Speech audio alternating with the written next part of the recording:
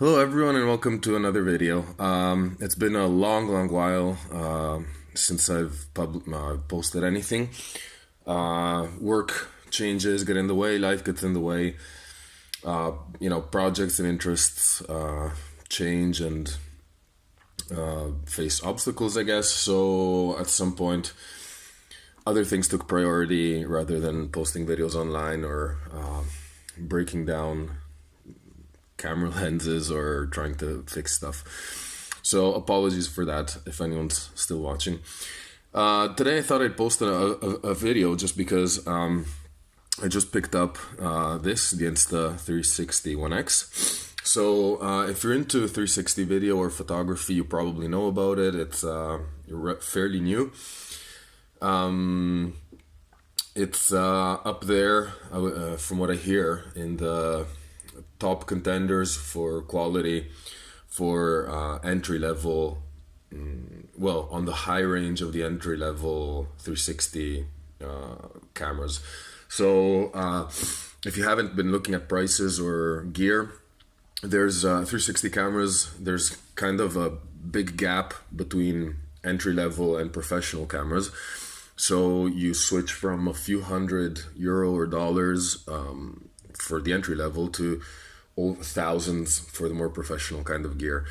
The Insta360 together with the GoPro Fusion are on the high end of the, well, and together with a few other cameras are on the high end of the entry level. So it's something that I guess, a lot of people can afford without it being a business kind of investment, without it spending thousands of whatever currency you use.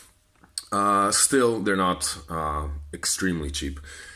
So I thought I'd upgrade to this one because I was previously using a Nikon Key Mission 360, which you can see here.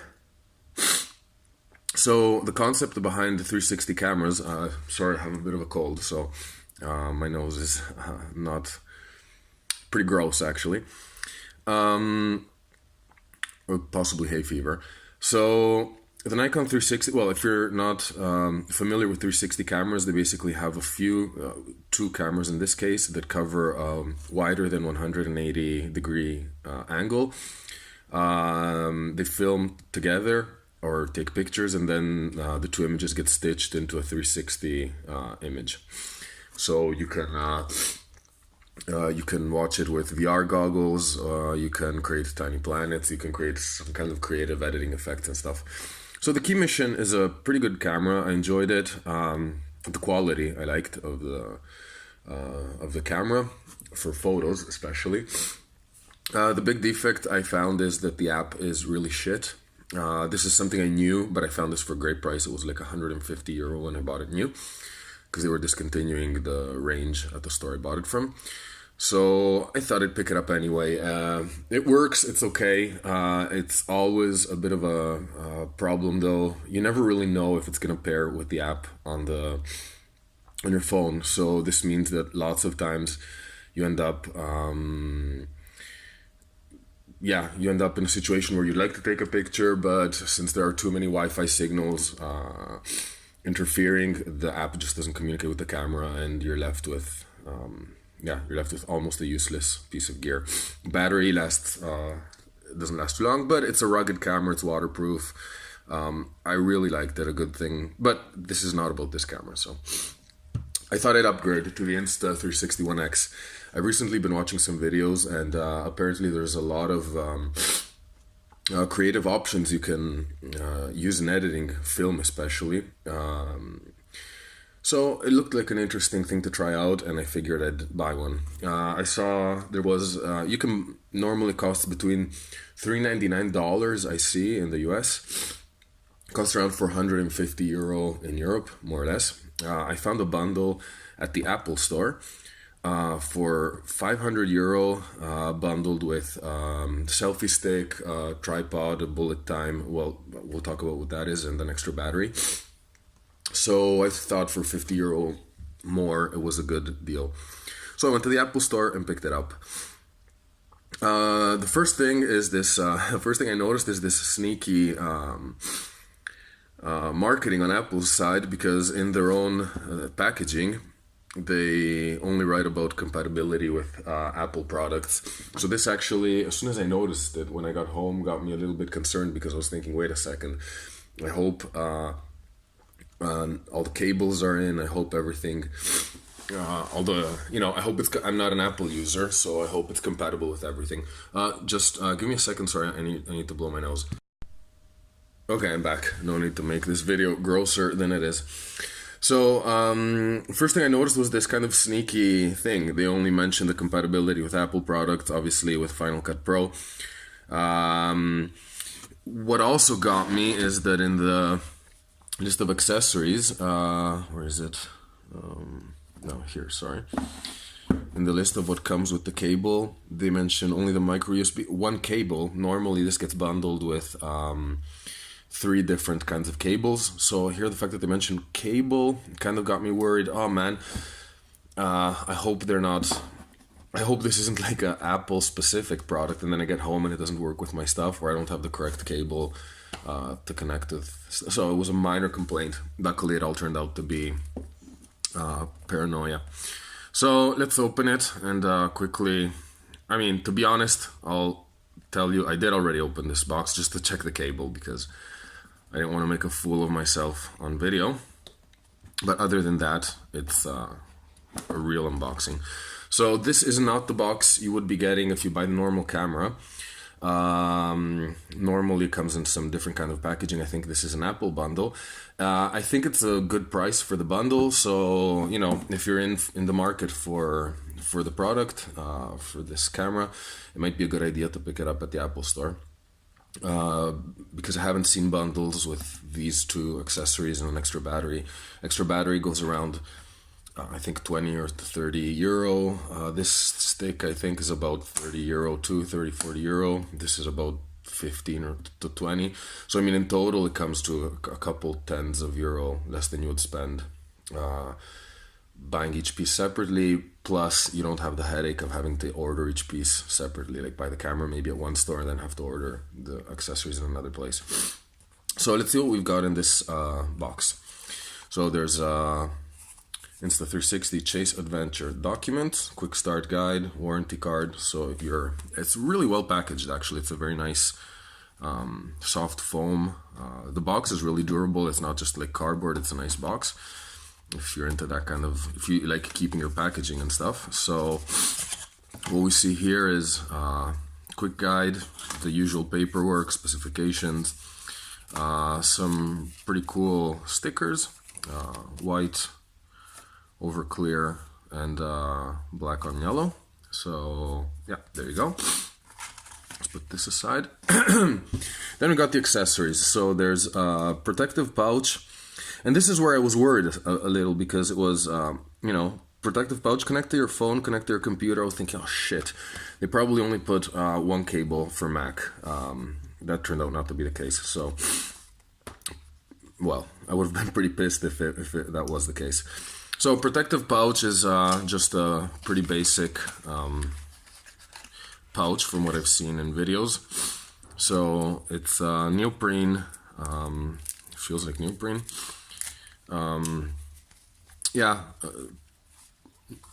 Pretty basic neoprene pouch. It doesn't really have a zipper. I was expecting it to be able to close. It doesn't, so now just keep that in mind. There's a leather or fake leather kind of connection here to the lanyard. Yeah, pretty basic. Better than nothing, I guess, but well, that's it. So let's put this aside. Connect to your phone. So here's what I was a little concerned about. There isn't an external battery charger. You can buy it as an extra accessory, but it doesn't come in the bundle, and it doesn't come when you normally buy the camera. So you have to connect it via camera to your electricity. So you need a cable. So luckily you have all the 3 cables, although it wasn't mentioned on the box, or maybe I was just a little paranoid. So you have the Apple standard, I guess, connector.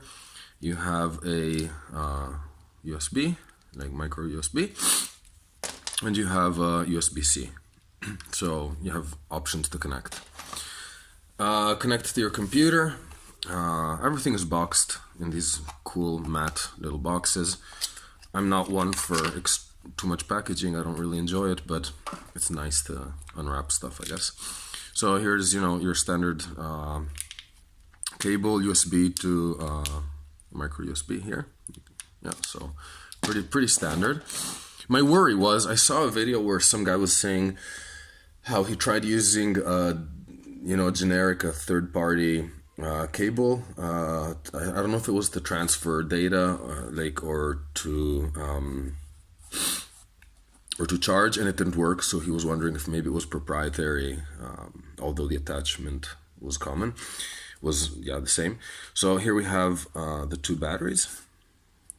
So these batteries are supposed to last around, I think they're promoted as lasting around an hour of recording. I think people's experience from what I've seen varies from half an hour to 45 minutes. So I've seen on the website they do have like cold weather batteries, so they're probably meant to last longer. You can buy all sorts of additions, external docks to charge them and whatnot.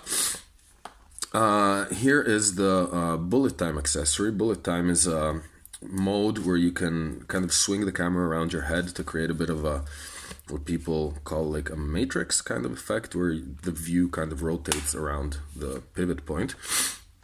It's not so, it really feels really great. To be honest, it feels really sturdy. There's really well made. I'm surprised. This is metal. It has weight to it. It's hefty. I'm not sure the main use I care for this is so much as that bullet time kind of thing. It's more that it's a mini tripod. It's a mini selfie stick, so you know you can take it around pretty discreetly without having a giant stick. But it also acts as a quick mini tripod, so I think that's really cool. You have these rubber covers, soft rubber covers that cover the threads. So you have two threads. This I think is for connecting, well, bullet time we'll check in another video, I guess. But all in all, a nice, decent accessory. I think this costs around, I don't remember what I said earlier, 40 euro, 40 to 50 euro, I think. So there we go. Then there's this invisible selfie stick. The reason is that the Insta360, when you're using the selfie stick, cancels the selfie stick from your hand, so it looks like the camera's floating in the air. Now, some people say it's, or I've heard claims that it's because of complex algorithms and stuff. In reality, it's just because it takes all of these 360 cameras have a blind spot, so which is right beneath at the where the thread is. So it takes advantage of the blind spot. The thinner the selfie stick or the tripod, the more it's likely that it won't be captured by your camera. So this is a telescopic selfie stick. I'm not sure, I think you need to, yeah. So you rotate to the right and it extends, and then you tighten it. Yeah. So it feels decent. It's made in metal, like aluminum, I think. The connector here, this is metal. The thread is metal. It feels nice. It feels like a pretty decent accessory, I think. Well made. Now to the camera. So the camera, obviously there's no battery in it, so I won't be able to turn it on at the moment. But here it is. So it's really small. It's very, very light, lighter than I would have expected. Compared to the Nikon, this might weigh twice as much, I would say. As you can see, it's very thin. It's quite ergonomic. I think it looks very inconspicuous. Like it's not something you can easily hold. It doesn't grab a lot of attention, I feel. So here's LED. Here also, I think it signals the status of the camera. You have two buttons here to control settings. This is a LCD display, so this is meant to show you can control. One of the reasons I liked this over the Fusion or over other cameras I've seen is that it gives you a lot of manual control. You can control exposure, shutter speed, and a bunch of other controls that normally you would have on cameras and not on action cameras or 360 cameras. So I thought that was really cool. Here, I think below the sticker, let's take this out. So be mindful, let's see, only supports exFAT micro SD cards. So if you're using it, be sure. Speed class of UHS1 and V30. So there you go. Disclaimer. So here's where you insert your micro. Oh, there's an SD card. Oh, nice. There seems to be an SD card included, or is that having trouble? Well, something's in there, but this is where you put your SD card. So I'm not sure. I'm not sure how to. I think it's the normal push. Yes. Oh, nice. SD card is included, a 32 gigabyte. This was not specified on the. Cool. Nice to know. So you just push. It's not the easiest. I'd read about that it can be a little bit tricky, especially if you have very short nails. I'm noticing that even without very short nails, it's not the easiest thing to get in or out. So I have a little bit of trouble, but that, yeah. And here is the battery housing. So there you go. Pretty straightforward. It should be noted, this is not waterproof, it's not shockproof, and you can feel it. It's kind of a rigid plastic. The lenses are exposed, so if it falls, it's easy to scratch them. The lenses aren't replaceable, so it is a bit delicate. They do sell extra. They do sell two cases actually. One that's waterproof, like an actual scuba proof, like diving case, and they sell what's called a venture case. That's waterproof to I think 5 meters, so you know it's okay for normal average use. Obviously splash proof, and it'll protect your camera in the event of it falling or something. However, that is currently not really available at the time of this video. I've read it's because there were some flaws in the previous design, so they're redesigning it, and they're going to be launching it in a few weeks, actually, a new revised version that costs around €50, and I think it's a very good price to keep your camera safe. So anyway, now I'll be charging everything, testing it out. The camera can be used via, like as I mentioned, directly controlled via the camera. It can be controlled via an app on your phone or iPad or tablet, I guess, and it can be controlled via GPS remote that also overlays GPS information to your video. So this is just the intro. As soon as I get it working, I'll hopefully post some footage or some first impressions. So thanks for watching, and have a great day.